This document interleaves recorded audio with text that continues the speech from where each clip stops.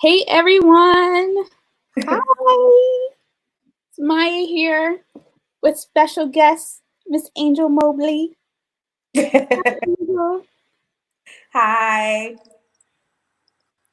How you doing today? Special guest. Working. Working? Working. Man, the hard life of a business owner, right? Mm-hmm. Mm-hmm. So, for you guys tuning in, we were supposed to be live with Reverend Vaughters today to share his Small Business 101. But instead, we have Angel, who's still going to be here to share some secrets being a business owner. She owns Halo by Angel. We all love her makeup line. Can I say I always get so proud when I see people around Bethany wearing your Halo lipsticks, and I wear my cherubim like all the time. So she is an extremely hard worker, and I'm so thankful that she's able to join us here today to share some tips and secrets on how you as a business owner can get going and get your product out there. So Angel, I feel like a lot of us know you already, but for those of you who don't, can you just give a little bit of your background? Yeah, hi. I've been a member of Bethany for over 20 years. I've been in business since 2016. My business was actually promised or declared at church at a service worship experience with, initially it was first with Prophet Todd Hall, and then it was reaffirmed in 2018 with Prophet Marcus Thomas. So I have a beauty brand. It's called Halo by Angel. And under this umbrella, we sell cosmetics, hair extensions, and I'm also venturing now into franchising a Black-owned beauty bar model. Amazing. It's going to be my version of a beauty supply store for minority women and women, in general. So what sets my brand apart is that it is faith-based. So that means that we intentionally drive love, hope, inspiration, all things that would point to God. Plant the seed. So we take the scriptures very serious, that some water, some plant, but God does the increase. My assignment here is to water and sometimes plant, but my expectation is that God would always do the increase, the building down industry as beauty. So that's a little bit about me. Amazing. I love it. Can you talk a little bit more on the spiritual end and what it was like having, the prophet speak into your life, something that you've, already had running in your mind years before. So can you tell me what it was like to kind of have that all come into fruition? Yeah, it was creepy. Yeah, I can imagine. So I had dreams of wanting a cosmetic line, but it definitely wasn't something I had verbally expressed out loud. My closest friend, and I didn't think that it could happen unless I was a celebrity. So anyone who knows me knows I've always been interested in radio and TV, theater, plays, movies. That was me. And I that God would enlarge that territory, and from there I'd be able to have successful business strategies and creating my own makeup line. So when the prophet came, it was such an unusual time because, well, here it is. It was unusual in that it wasn't what I would expect, but it was really imperfect timing of what God has a history of doing if you follow. So I was actually laid off from my job at the time.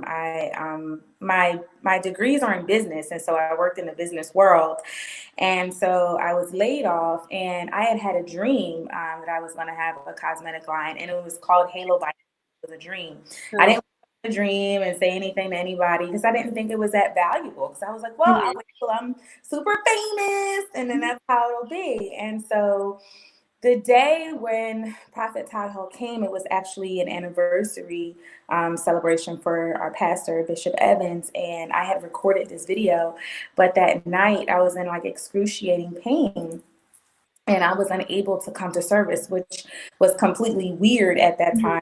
Because I was always there, so it would be no need for me to miss. I was in so much stomach pain. And so I had actually texted Devon Callie, who was the assistant media director church, and I let him know, like, hey, I'm not gonna make it. It was like Mhm. 4 o'clock in the morning. And he surprisingly was up. He's like, are you okay? I'm like, no, I am sick. Something is wrong. So I streamed in for the 8 a.m. service, and I'll never forget it. Prophet Todd Hall got up and he's like, yeah, I don't have a word for anybody unless your last name is Blaine.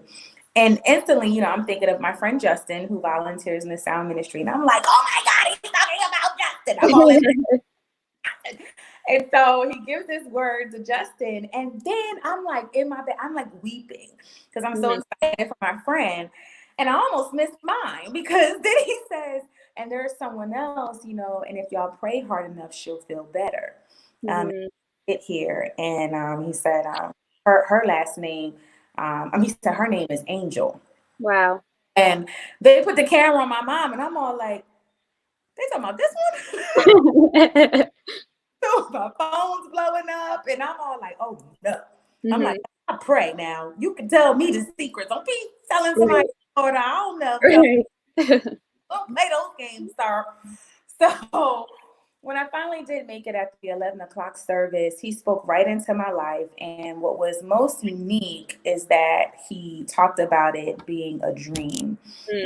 It declared that it wasn't going to be a dream anymore. And he said it would be around the nations. And that was shocking to me because before he jumped to that, he pointed to the TV screens. I remember this. And he said, what I have to tell you has nothing to do with that. Wow.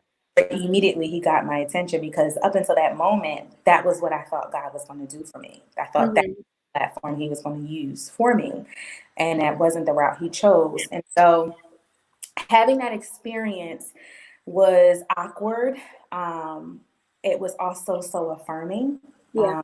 I felt so loved by God because he knew that parallel to his history in the Bible, before God sends Jesus to die on the cross, if you follow the Old Testament, first it was, he started with the judges, and then it went to the kings, and it went to the prophets, and then God was like, you know what, I'm just gonna wrap myself up because y'all not following me. So right.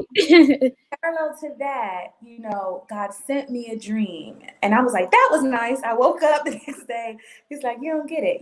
Bishop was in a series about being able to release your dreams in the atmosphere. I think that one was called Dreams or something of that. But it was talking about moving with your dreams. I'm all like, this is a good series. Right on time, right? I had no clue. Then he says prophet, and he's like, yeah, hello. So in that regard, I felt accountable because God made it public. And so now there was a responsibility because everyone that was in the room that day is now watching to see the promises of God be fulfilled. And the last thing that I want to happen is that it's not manifested because of my reluctance to trust God.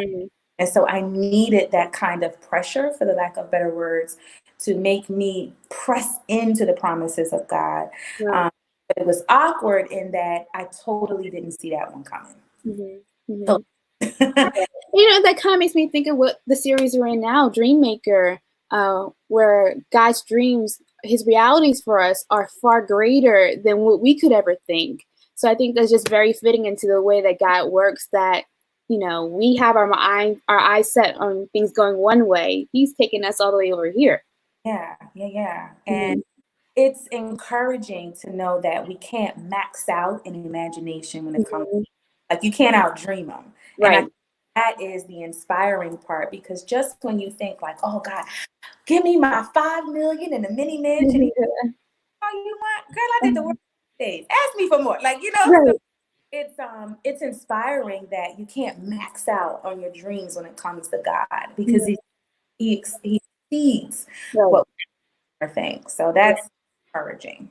Wow. All right. So now you got the business. Can you tell us like the process and like actually getting it started? What was that like? And what are some tips that you can share for other people who are in that process now? Yeah, that's a great question. I think the number one most important thing for anyone who is thinking about starting a business is to develop a plan. And don't when I say plan, I don't want people to think automatically to run the pitch deck and have a proposal for some money. I'm talking about a plan, because your plan is what's going to be your foundation when you hear the no's. You have to create a plan that you can believe in, because there's going to be way more rejection than there will be acceptance. And if you don't have a plan built on something you can believe in, I can assure you your business is not going to survive. No. So the plan is fundamental, and it takes time to develop a soundproof plan. I think sometimes as business owners or potential entrepreneurs, we have an idea that we like, and that's cool. You have to have a plan that's going to successfully execute your idea.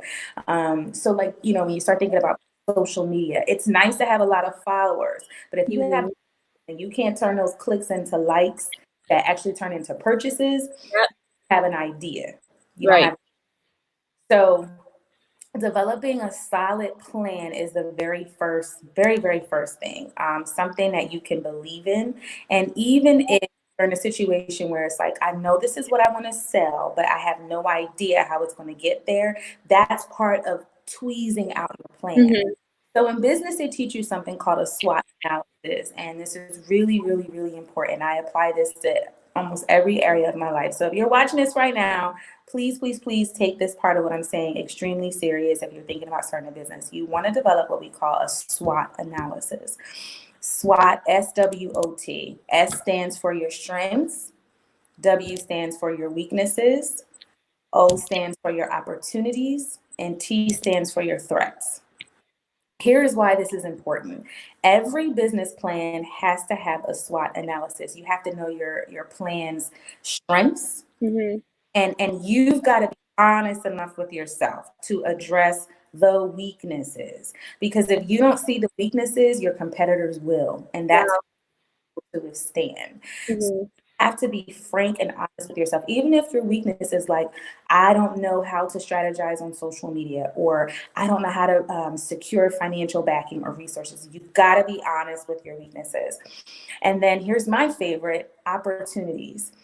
So the reason why I love doing my opportunities after I address my weaknesses, because you've got to be able to look at your weaknesses as a moment for God to step in it.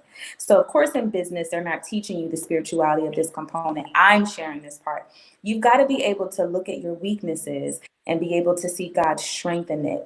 When God goes and heals people in the Bible, he's asking them to stretch forth what they don't have. What's in your don't give me the good hand, give me the weak hand.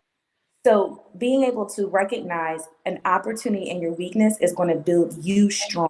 It's going to encourage you. It's going to help develop your stamina as a business owner. Last are your threats. And so when you fully outline your SWOT analysis after you develop your plan, now I would say you're on your way to becoming whatever it is that you're desiring to be, because you've had the internal dialogue, you had the conversation with yourself, and you created something that you can actually believe in. Now you're ready to go into your pitch decks and all that other kind of stuff. Yes, the licensing, you want to decide, you want to be an LLC, sole proprietor. Yep, you want to get your bit, all those things. But don't spend any money on any of that stuff if you don't have a plan. That's right. So that's the most important thing when you're just starting out and locking in a business, is to develop a solid plan. And then one of my secrets, I'm actually doing a class on the 25th, and I'm going to share this with them. One of my secrets is, you guys might think I'm crazy, but it actually helps, is you want to pitch your plan to yourself. So one of the things I would do is I would talk to myself in a mirror, and I would try to sell myself on my plan. If I didn't believe me, you can't expect. If you have doubt, you got to be able to look. And the reason why I do it in the mirror is you got to be able to see your face, see your positioning when you're talking about something that's passionate to you. Always say, oh, you can't take your business personal. But when your business is how you're surviving in life, it becomes very personal. I think people mean to say you don't want to emotionally bleed on people in a business arena. But to take your business personal, I personally don't think that that's wise. in order to pull in and really believe in your business, a lot of times it has to mean something to you. Mm-hmm. So having a plan, you see why I say that really creates the firm foundation, because Right. count on something you can believe in. So those are the things that I think are necessary, and that's next. And then after you develop a plan and all those things, you want to start testing out whatever you think your business is. So if you want to sell something, you want to start looking at vendors, you want to start looking at modeling and making. You just want to start with the basics of sampling whatever it is that you like, and don't sample for a week or two. That ain't what you want. Right. That ain't what you want. You want to sample it yourself, people you're close with, and you got to pick people that ain't gonna just be your friends. Right. People that want to see you win in business, so they're gonna give it to you before anybody else can, right? Because no stranger should be able to give you your weaknesses because you've already addressed. Right. You know what I mean? It should be new news. So testing out whatever it is also very important. And then you just want to move forward after you get your business licensing, all those paperwork. I highly recommend doing the background of whatever business you want to get started in, especially if you want to start online. Definitely doing a background and what it takes to be successful. And also just having a personal conversation with yourself. You know, you don't take down an elephant one hit. Elephant one bite at a time. That's a big, starting a business in most industries, which are over $1 billion industries. Mine is a $1 billion industry. You don't become successful in it by thinking you can take it overnight. You become successful in it by creating your own lane, figuring out your own gifting, what sets you apart, and then you build from that audience. First thing. So I hope helpful. It was helpful. So much information. So lay down your foundation, come up with a strategy, a plan, determine your SWOT, strengths, weaknesses, opportunities, and what was the T again? Threats. That's a big one. Pitching to yourself, practicing, seeing what you look like. So you can also learn back from that and edit and do it over again, right? Yeah. And then sharing it with your friends, getting feedback. Now, I know me, sometimes getting feedback can be tough to hear. Yeah. And it's not something that you like to hear. So how do you keep an open mind and not internalizing that negative feedback, but, you know, getting strength from it? Yeah, so there's two things. The first thing I want to address is this is why we do the plan and the SWOT analysis. This is why I say you want to practice selling to yourself. It becomes easier for things to roll off of you. You have confidence and faith in it. And so that's why having a solid plan that you believe helps take criticism so much differently. Right. So if you don't have something you can believe in, that is going to knock you off your horse. And you are going to harness whatever the negative feedback is more than with your own belief system and the product or the gift that you have. So that's the reason why I recommend doing it in the order that I said. Develop a plan you can believe in. Talk to yourself about it. Practice with yourself. Knowing that SWOT analysis, all of those business strategy steps help you so that you can handle the no's that are going to come your way, because you know the weaknesses, you know the threats, and you're actively working on them. Right. Part of it is emotionally, you have to think about the big picture. Would you rather hear the negative feedback in your test group of 10 or hear the negative feedback in the test group that's now live and active? Right. Here. So the best way to look at it is either way I win. That's what you have to, either way I win. You're telling me this now because I'm gonna clean that up so that when I go to put this on a major market or, you know, distribute to my intended audience, which is another thing that's very important, identifying the sources in which you hear your feedback. That's what's going to sustain you. So yeah, I mean, it'd be weird if it didn't hurt your feelings. I'd actually sideways, like, this don't bother you? Interesting, you know?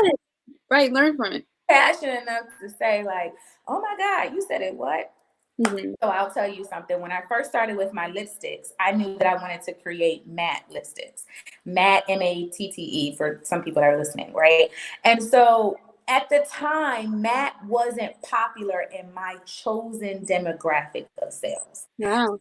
Matte was popular in the makeup world. People they wanted matte makeup, matte lipstick. So matte lipstick, for listening, they don't have a shine and they have a history of a long staying power. I knew that's what I wanted, but I had also identified who my target audience was.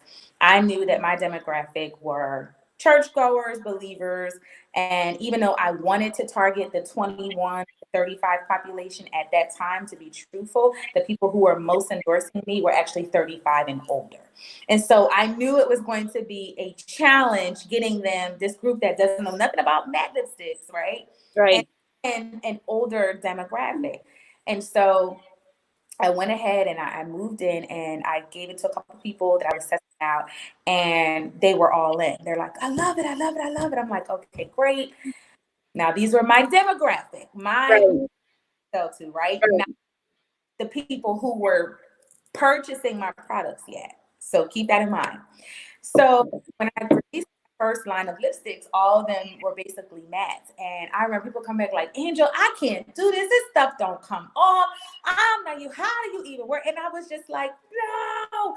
Mm-hmm. So going back to that SWOT analysis, right? If I didn't identify what my weakness was and my threats, I wouldn't have known how to properly strategize into my opportunities. Right. So because I anticipated that, I had already prepared ways that I was going to get people to buy into the matte finish. So I started doing tutorials. I started having classes. I introduced the glitter. I had planned out what I would do to make people be interested in. And so when I released my second line, I was like, I'm going to do the cream lipsticks, something people are used to. They were all angry, like, where's the stop? And I'm like, ah. Mm-hmm. So I share that in saying that the negative feedback, if you let it, it can actually make you stronger. Right. And then doing that SWOT analysis and having that plan puts you in a position to be able to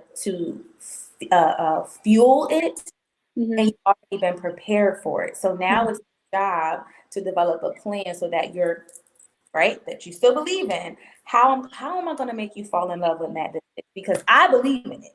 Right. I fall in love with it, and that's what I did. And so it happens, but it makes you stronger. But now, when I go to try to push my cream lipstick, till this day, they'd be like, that come off. Like, that's what you wanted. just the glosses. They was like, Yeah. I want the one that don't come off. So Right. it's a learning experience, and if you prepare for it, it can really make you successful. Right. Right.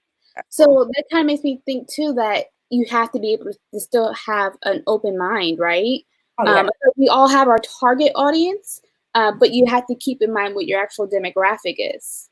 And like you said, still hold true to what your product is, but you were also able to think about those people who might like the cream lipsticks instead, and have those now both be your products, so you're able to reach people at both ends of the spectrum. Oh yeah. Oh yeah. Yeah. And keep in mind, every good entrepreneur knows how to pivot. Mm-hmm. Can't pivot in this industry, it's not for you. You Right. have how to pivot. And pivot doesn't mean that you completely abort mission. Pivot means you take your mission and go in the next direction. That's you don't abort. You don't abort unless you're hearing from God. That's the importance of having a solid plan that you believe in.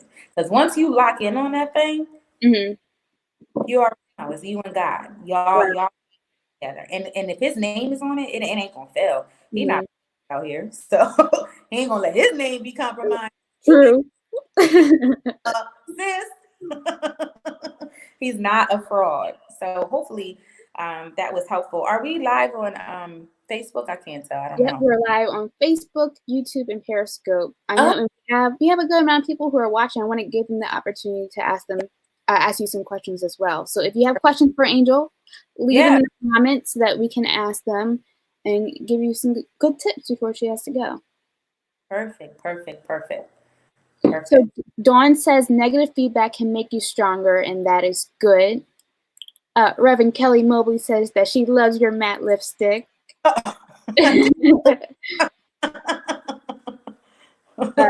Rosie Spencer says that she loves it all. Oh.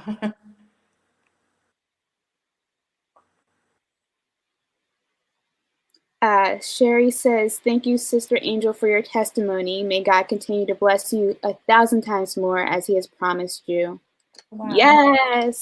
Like, can I say, like, it's been such, I don't even know the right word. It's just been such an honor to see you go through this journey, from it being a dream to being promised, and now seeing you.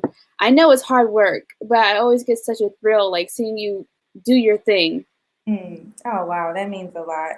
I if there's anybody watching that's like in business now, my heart is like with people who are, Mm, and trying, not necessarily because of the COVID crisis, but more so because one of the things that people don't prepare you for is that when you start out in business, you just have such high expectations. And it's mhm.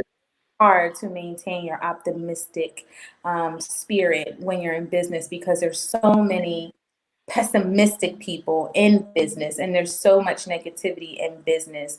But I believe Right. people who are most successful, who are able to triumph and trailblaze, are the people who simply just don't give up. And I've definitely been in positions where I felt like with every open door that God had given me, it came with such a heavy weight. And to Mm, be honest with you, I'm now in a position where I've accepted the mantle, that my mantle is going to be heavy.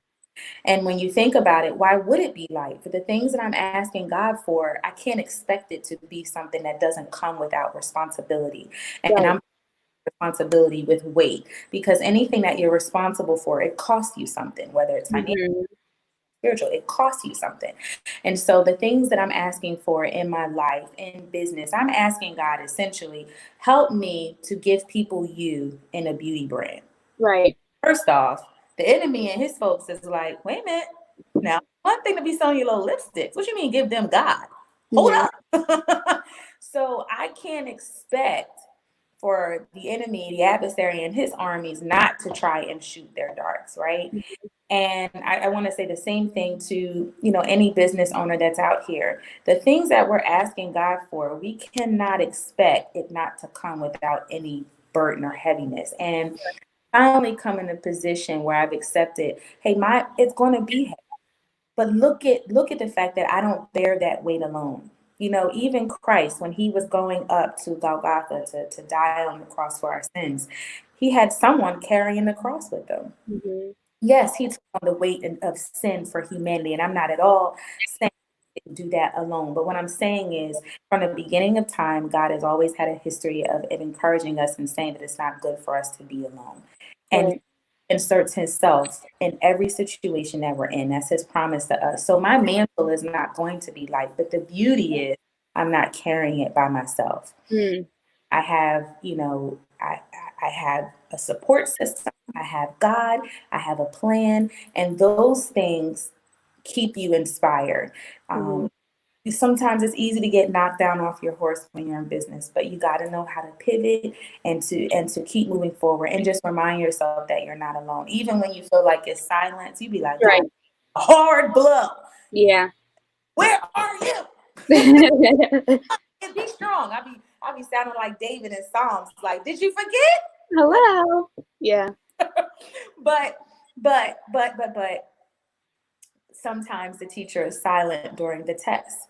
And just because you can't tangibly touch God, or sometimes you don't feel him the way you need to, it doesn't mean that he's not present. In every situation that we go through, there's something to be absorbed from it. Mhm.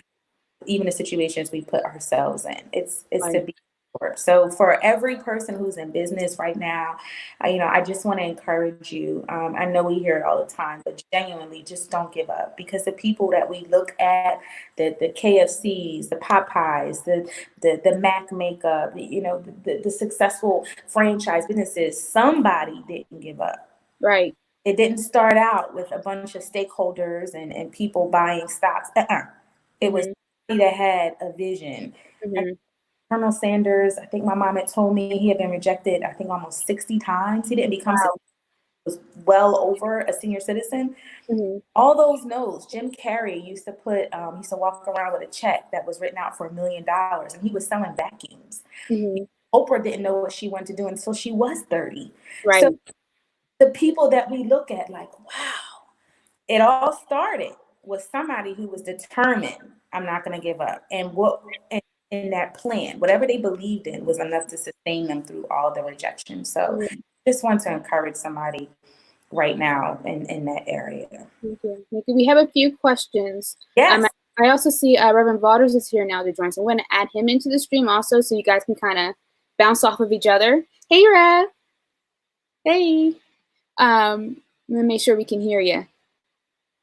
So one question is from Leona. Is your business interested in having investors? And if so, how would they be able to get in contact with you guys to do that? Yes, my business is looking at potential investors. You can email angel@halobyangel.com and we'll be able to go from there. But yes, we are looking for investors. And for any business person that's listening to this and they want an investor, I just want to make sure that when you're soliciting or looking for investors that this is the part I was talking about practicing with yourself, right? Mm-hmm. You want to make sure that you've covered the essential questions that you would ask. Right. About to give up your money. What's your number one thing? How much money am I getting back? Right. Mm-hmm. Second biggest question is how long will it take? Right. And then your next biggest question is at what rate? Those are three things that every investor wants to know.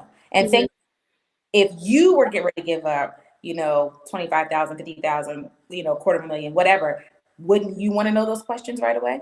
Well, you want to put your money behind somebody who believes in their own brand? Right. So those people who are looking for investors, I encourage you all to do something. It's called pitch deck. Was it pitch deck? Yep. Okay. Pitch deck. You want to develop a proposal. And my favorite quote from my pastor, he'd probably be like, Angel, that's your favorite quote? I'm going to tell you my favorite quote from Bishop Evans. And he got some good ones, but this is my favorite. Land the plane. Yes, I've heard that before. 30, 40, 50, they don't care. Land the plane. Get to the point. Make it pretty, but get to the point. Money talks. So yes, I am looking for investors. It's funny you would mention that. But please email me at angel@halobyangel.com. angel@halobyangel.com, and I'll get right back with you. Awesome. So we also have a question from Talisha. She says, hello, ladies. Can you discuss the need for building a great team to help you with your business? Yeah, great question. Leadership is really, really difficult, especially on the side of a business owner, especially someone who's transitioning from having business just themselves and now they're taking on a full team. I'm someone who had experienced that. I think my biggest takeaway has been to prepare for the personality differences. Mm-hmm. And reading books like Stephen Covey, How to Win People. You want to read books, the 7 Habits of Highly Successful People. These are all books that'll help you learn how to strategize working with people and working as a team. Mm-hmm. Now, to go to your question, that the need for building a great team, I want to pause there because I think that what happens too often is when we start in business, we automatically think we have to have a team. Right. And that. The first thing you want to do is secure your role in what you're building. You want to have something solidified that other people can buy into. Mm-hmm. So if you're just talking to other people, this is my plan, you're actually giving them too much weight and too much stake in your goal and when you're developing a team, you want to make sure that you're in a position to actually hand out assignments. Mm-hmm. And you're locked in on what it is you want to do. Now, I'm not saying you shouldn't be open to feedback. Hear me. I'm not saying that. But what I'm saying is when you're building a team, you have to solidify that you're the leader. Right. And you're in a position where you're still budding and you're looking for them to be just as passionate about your business. They're not. It's not their baby. It's yours. Mm-hmm. So I would recommend that it's not so much that you have a need to build a team. You need to build a solid plan. You need to build a solid SWOT. You need to build whatever it is you're doing first. Start with you. And then God will send the people. And when people come around, make sure you ask the question, who sent you? And not to them, but this is to you and God. It's only two. It only comes from him or it's coming from the other person. Right. And that'll help you decipher. But team teams are important once you begin to grow and expand. It can be detrimental in its baby infancy stage. Detrimental. So I would recommend this when you're starting in business, especially if you're going to start out online. You want to have someone who can develop your website for you. So if you want to count that as a teammate because they will be guiding you how to manage your website, yes. Right. And then you may want to link with someone. I linked with Maya when I first started, and she is excellent with social media. And so she was able to help me build a platform on social media. But again, I knew that I didn't come to her expecting her to know what my business needed. I had to go, hey, I need social media. Here's what I needed to do. And then she's able to pull from her arsenal. Oh, you need this. Right. But it worked if I introduced her at such a baby infancy stage. It's like, wait a minute, what do you have here? What are you doing? So team is great, but you want to make sure that you're locked in on what you're doing first, and then you start with something small and branch out. But most importantly, the people that you're bringing on, they need to be an expert in the field you're asking them to be a part of. Don't want your great grandma running social media and she don't know how to click. I'm cringing you just saying that. Be upset. You're gonna be upset. Yeah, you're gonna be upset. So would you also recommend, once you're at that point where you can have a team, but to also know a little bit of the things that they're doing? Because I know I've seen it before where someone loses a member of their team and they're stuck because they don't know how to do what they were doing. So. And so that's what I was saying before. You have to actually, you're giving them assignments. You need to be able to decipher what it is. Now, they're the expert in it, yes, but you need to be able to go back and say, if that person walked away, for example, with the website, I know how to upload new lipstick. I know how to do. It's great when you do it. It might take you 2 minutes. It'll take an hour, but if you decide to walk away, I can upload. I can do. The danger is when you're doing business and you don't know how to fulfill the other role they're doing. If they decide to walk away, there's an abandonment in the post, and that can be detrimental to your business. But if you're smart and you're planning along and you don't jump out and build this team, you start with what you have and you build out, because the business is not microwave. That's what, you have to put that true. That's true. So, crock pot. So it just takes time. So yes, I think when you have a team, it's wonderful, but you definitely want to make sure that you know what it is you're asking people to do, and you're praying about the people that you're introducing to your baby. Yeah. Right. That's true. Can you hear me now? Yeah, we can hear you. Oh, wonderful. Oh, man. Hallelujah. So to add to that, it definitely, you need to know kind of what they're doing. But a lot of times when I'm having them to do projects for me, I ask them to write things down. So that way I can have the paperwork when they're finished, because I'm paying you, right? So I want to know what the steps are, what your procedure was to getting something accomplished. And then I can follow those things step by step. A lot of things are pretty easy if you have a 1, 2, 3 process, but a lot of times we don't write them down. And so we just need someone to be able to write those steps down to kind of help us out. Nice. Let's see. Another question we have here. How do you know, let me put this on the screen. How do you know what product to sell when there are so many options? It's a good one. Reverend Kelly. So you want to, I know. you want to, so I think first of all, you need to find your niche. Before you start any business, you need to find after you write your business plan, it kind of gives you a grasp of what that looks like. But you need to find a niche that works for you. You can't sell everything.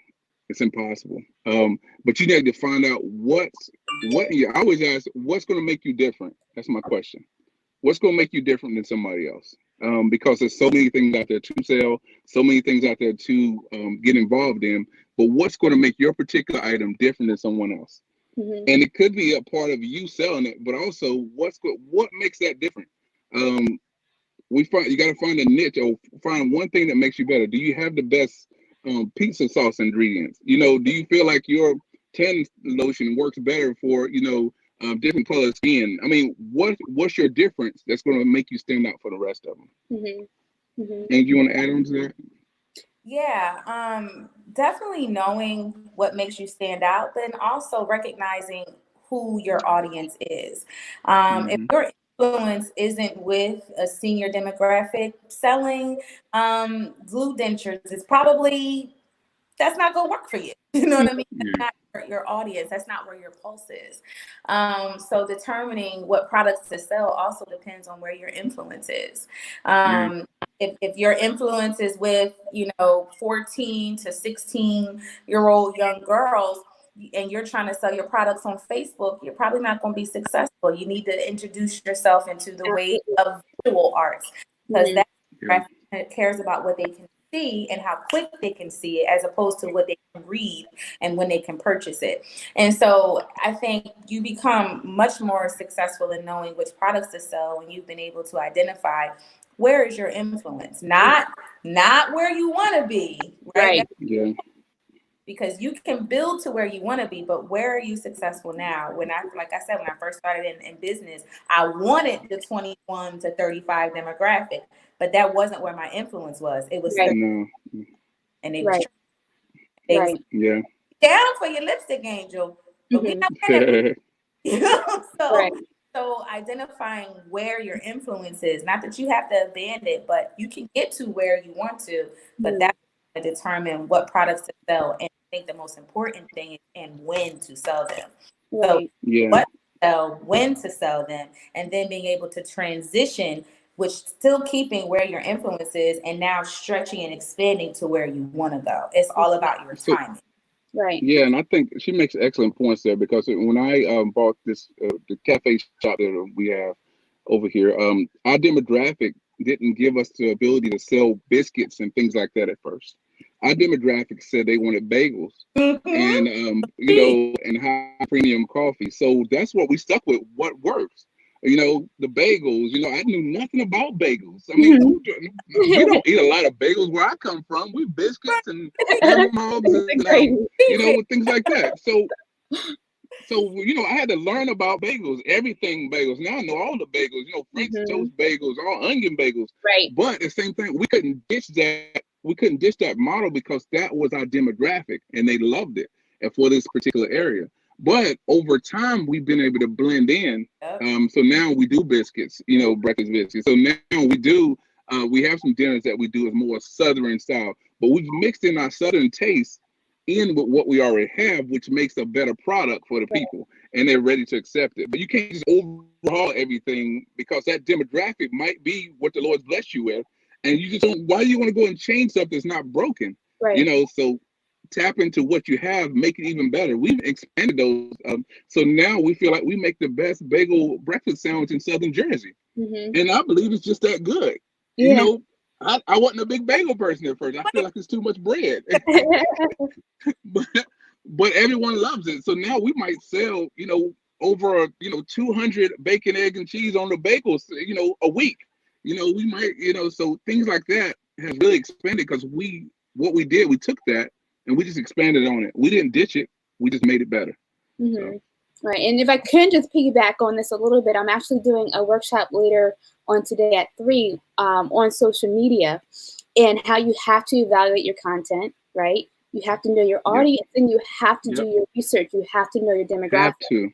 So going back to what you said, Angel, Facebook, Twitter, and Instagram are all 3 of the major social media platforms, but they all have very different demographics.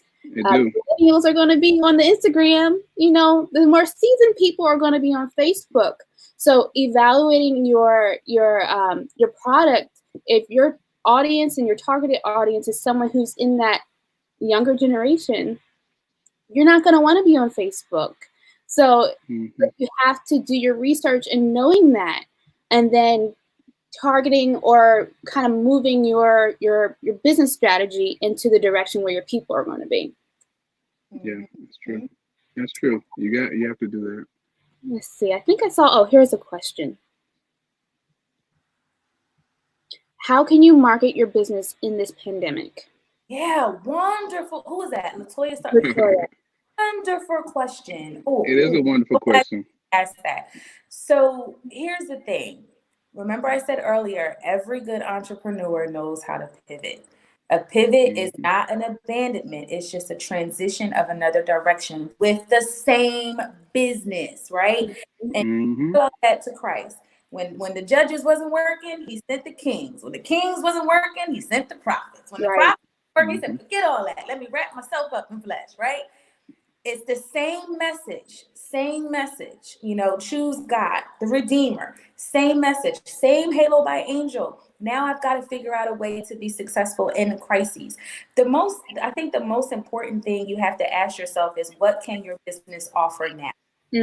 And build out from there. So Halo by Angel, for example, using me, I am a beauty brand, but under the beauty brand, I also have a prayer call ministry of, I have over 200 women now that are with me. So it might not be smart for me to be pushing a whole bunch of lipsticks, but now is my opportunity to make sure that I'm connecting with women. And what I've done is I created our Facebook group. We have our prayers. We just kind of heightened it. We brought other people to come on the prayer line and all that stuff. And so how this will be beneficial in my business is now that I'm building better relationships. Now, the same who are involved in my prayer ministry, they may not know anything about my business, but by the end of it, I'm sure that they will. You understand what I'm saying? And so you're sensitive, it's not manipulating, it's not any of that. But the first question you have to ask yourself is, what can my business offer right now in the pandemic? Not what can I get, right? What can I give? And offer, that's it. So what you can give, then you're able to funnel through that SWOT analysis. Okay, right now, a strength is that I have a prayer ministry. An opportunity is I can build relationship. A weakness is I may not be able to tap into sales the way I normally do, right? A threat is if I don't tap into sales, a threat is if I don't enlarge or develop this ministry, it may affect me in the long end with relationships, which would cause people distance who may not now be interested in my business. You see how yeah. So the first thing you want to ask is, what can my business give in the middle of a pandemic? And you decide what your business can give, you can start to develop a plan on how you can get something back and accept that it may not be right now. And then the other thing is, sis, let's just call it what it is. The money is giving out a whole lot of money. The government is giving out a whole lot of money to businesses. Don't be afraid to tap into the resources, right? Wells Fargo is asking the government for money. Surely Halo by Angel can ask the government for some money. Government for money. That's right. Hard about it. Like I mentioned earlier, when Jesus was being crucified, when he carried the cross up, it wasn't him alone carrying that cross. They assigned somebody with him. There's nothing wrong with reaching out for help, or better yet, accepting help, right? And then accepting that you're not alone. So my recommendation is, first you want to decide, what can your business give? And if you don't have something already in place, that is your opportunity to create something. What can you do? Maybe your posts need to be limited on what you can sell, and start talking about encouragement. What are you looking for? And if you don't know where to start with that, start by what you would need. What are you looking for right now? Not as a business owner, as a person. What is your soul looking for? What is your for? And then being able to build out from there. But I think it's such a great question to address the fact that businesses survive during a pandemic. You have to. But this is where your strength is also made, because you got to know how to pivot in these times, carrying the same plan in another direction, and that it's not permanent, it's temporary, but being able to build out from there. And before I stop, if you guys think that we're about to go back to business as usual, you're sadly not happening. Not happening. Too many businesses have figured out a way to streamline costs. And so if they don't have to have a big building, and they can still make and probably have more money with people working, they're going to do it, right? You embrace that same mindset as well. What does business look like for me after this pandemic, and how can I start to prepare to move my clientele in that direction? That's an option for me. I think can I? Go ahead. I'm sorry. Can I add one thing to that? I think it's a sowing and reaping time frame, like she said. We're going to sow into a lot of things that we're doing. Like even now, we delivered trays and trays of bagels to the nursing home and virtual nursing home. We've been sowing into a lot of that. We do a lot of discounts now just to get more people to know about us. So yes, they're paying a lower price. We're not getting a lot of money back from it, but I'm not looking for the now principle. I'm looking for the latter principle, Yep. which means that the more people know what we're doing and the more positive, influence we can have out there, the more the reaping will happen when that time comes. So I'm not, if you're looking at this as a short term, I'm gonna, do a lot during this time, you're looking at it wrong. It's an investment strategy where I put a lot in and I wait to get a lot out. Mm-hmm. This is an overtime. This is going to be years out, and you have to continue to work the model. Right. So you have to be able to adapt. One of my favorite quotes by Maya Angelou is that people may not remember your name, they may not remember what you do, but they will always remember how you made them feel. So when people see that you're investing in them, encouraging them, doing acts of kindness towards them, that will make them more inclined to then want to return back into your business too. And Toya, know that is a marketing strategy. Mm-hmm. That is not, don't think that that's not marketing. It absolutely is marketing. Absolutely. Well, you care makes people feel connected to you. Mm-hmm. Make them feel like they're not a dollar, but that I actually matter. Yeah, that's so true. So true. So, Rev, I know you kind of came on at the tail end of things, but give you an opportunity to share more about your background and what you're doing with Bean Street Cafe too. Yeah, first I want to thank Angel. Thank you for what you did. Appreciate you. So I'm I guess my whole background, if I step back for a second, my background is IT and accounting. I have an IT and accounting degree. I have a master's in counseling. So how all that go together, it's worked out pretty well for me in the IT department. That I've been able to really go a long ways in the corporate environment. But I realized a long time ago I didn't want to do that. I'm an entrepreneur to my heart. I would always come home even after that and have about 3 or 4 things I was working on. So after that, we got into a lot of Amazon things that I was doing. We grew a nice business in Amazon, did multi-level marketing at one point. That worked pretty well. But we ran into an opportunity to open a cafe. And we was just about, we were just sitting down to write a business plan about opening a coffee shop. And this is an amazing story.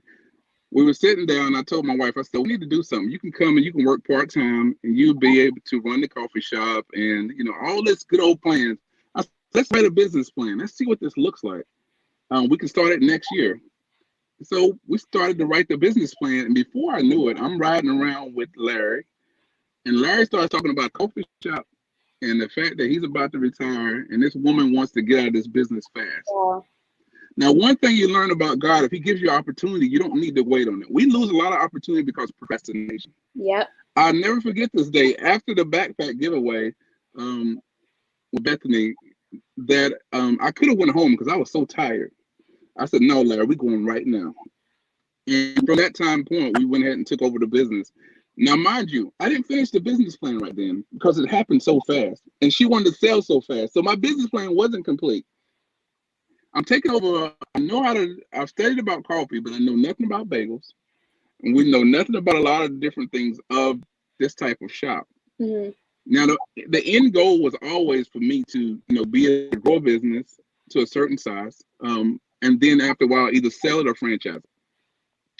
So we was able to get this business. We started off with, it's called the Bean Street Cafe. It's in Marlton, New Jersey. And the Lord has blessed us where we have an opportunity to go to another place. We could actually be in Voorhees by the middle of the year, sitting at another place closer, perspective to where I'm at. But we could actually be there also. So we have a lot of opportunities to open up. Now, the virus kind of slowed some things down, but business has been going well. But we've learned, a few things that I've learned is that, we didn't have a very clear business model, but I would tell every small business person, try to have a clear business model. But when the Lord puts it in your lap, you got to catch up. You just got to catch up. It's always been there. You just got to catch up to where you're at. Have a business that's a viable business. We knew coffee was a viable business from the beginning. We knew it works. We knew you can sell coffee in any season. Specialty drinks, iced macchiatos, all that works. And we feel like we make our caramel macchiatos better than Starbucks. So if you're on here, you need to come by and drop by and check it out. It's better than theirs. Now, their coffee is about the same as ours. It's pretty premium, but our specialty drinks better.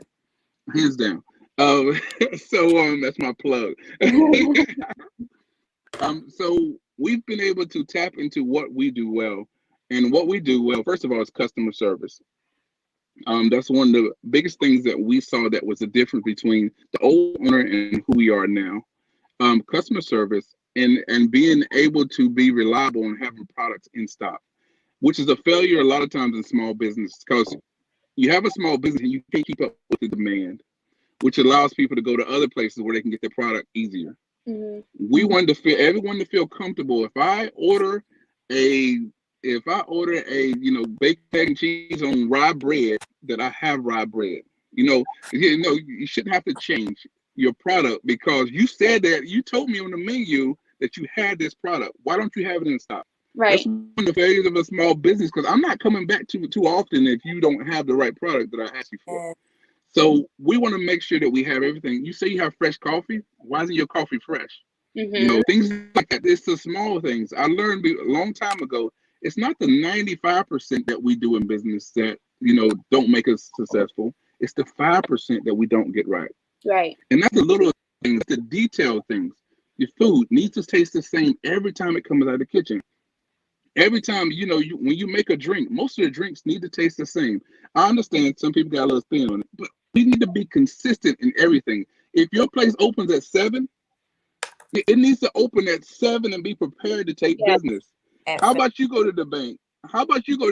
And it opens at 9, and at 9 o'clock they don't open that door for you to get your money? How are you going to feel? You're not going to come back too often. Yeah, you're not going to come back too often. So some of the small things is what allow businesses to fail. You have to be determined in small business too. I'm sure Angel went over this. You have to put in a lot of hours. You have to put it in a lot of time, a lot of blood, a lot of sweat and tears, as they say. It's a lot that goes into this. You don't just sit down and just flip a switch and it just works right for you. It's a lot of time that you have to put into it, and to get your profit return back because you put a lot of money into what you're doing, and you're still taking time to get that money back. I still haven't made back all my money yet, even though the business is doing very well. The money hasn't all came back yet. So we have to continue to we're growing a business because we're looking at the long. When you're in small business also, you look for the long game. It's not a short game. And if you look for that quick fix, Bishop was talking about the other day, you're looking for that quick hitter that's going to make you a lot of money real fast. And it doesn't happen that often in a sustainable business. You can get it real fast and then get out of the business. But in a sustainable business, over time, you're going to have ups, you're going to have downs, you're going to figure out a problem, you're going to fix the problem. You're going to have different people get on there and give you a review on how they felt when they ate your food or when you did their hair. And you have to be able to manage these different obstacles.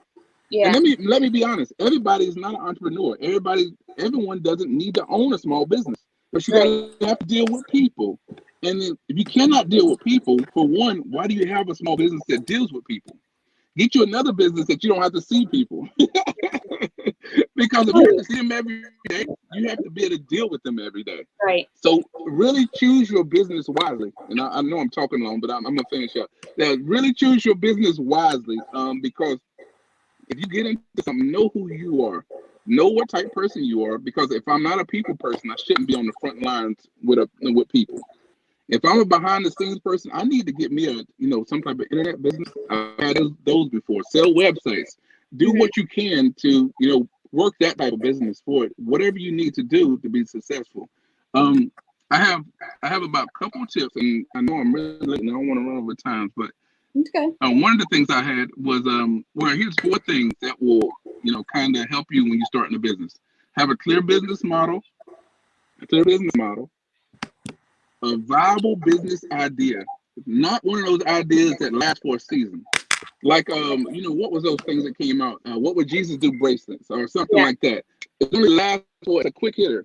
You make a little money, you get out of it. It doesn't last for a long time.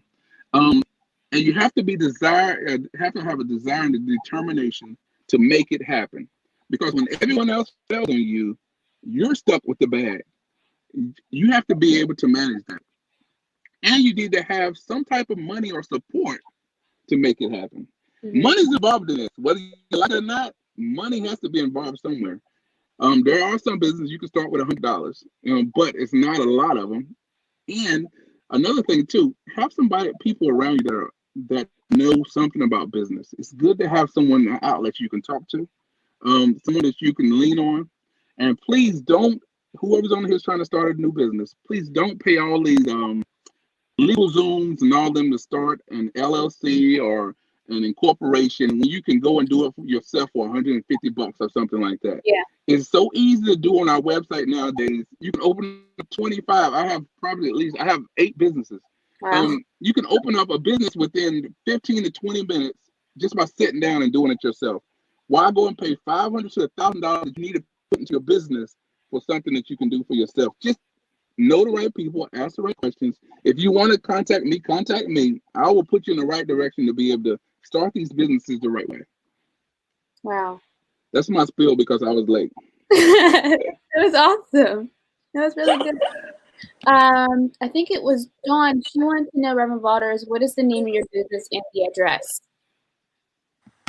My business is the Bean Street Cafe. You can find us at Bean ST Cafe, at Bean ST Cafe on social media platform. But it's the Bean Street Cafe or www.beanstreetcafe.com. We're in Marlton, New Jersey. It's 117 Merchants Way, Marlton, New Jersey. 117 Merchants Way, Marlton, New Jersey. You can order it. We have an app. You can go on there. You can order on our app. You can order before you get there because of the pandemic. Or you can go on DoorDash. We're on all the platforms: DoorDash, Uber Eats, Grubhub, wherever you want to go to order. We're open until 3 o'clock every day. So that's what we have going on here. Great. And Angel, where can people find you at? Online. I'm online right now, given everything's closed. Yeah. So it's www.HALObyAngel.com. You can access the hair website from there right now. So we're actually redoing the website. So I'm really excited about the relaunch. We're working on the website, just making it easier and streamlining for everybody. Great. And since everyone's repping their businesses, I'll rep mine too. Come on, business Please do.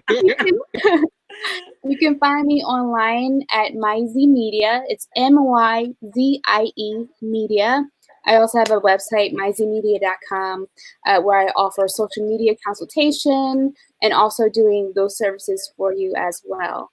I wanted to make sure I mentioned this. Reverend Kelly said that all small businesses that are located in Camden should apply for a grant from the city, offering a total of $5,000 to assist with bills, payroll, product purchases, and etc. So definitely do research and make connections so that you can tune into those resources for you guys. Okay. Let me give one more plug to you too, Maya. She did some pictures for us and gave us a consult visit, and just a magnificent job. Love her personality. Love working with her every time. They're just great. So I'm just gonna let them know. A lot of times she's working, and some of those pictures I put out, I did not take those pictures. Those are amazing pictures from her, and I need to get her back over because we got new products. Yes, let's do it. Thank you so much. All right, guys, we've been at this for an hour. Can you believe it? I had a fun time. I know. Do 20 minutes. I want to thank everyone for tuning in with us. This will probably be the first of many discussions that we'll have with you guys because we had a lot of great people asking about starting their own business. So I want to make sure that we stay connected and get this thing rolling, right? Yep. All right. Thanks again for tuning in. We'll see you all next time. Bye. Bye.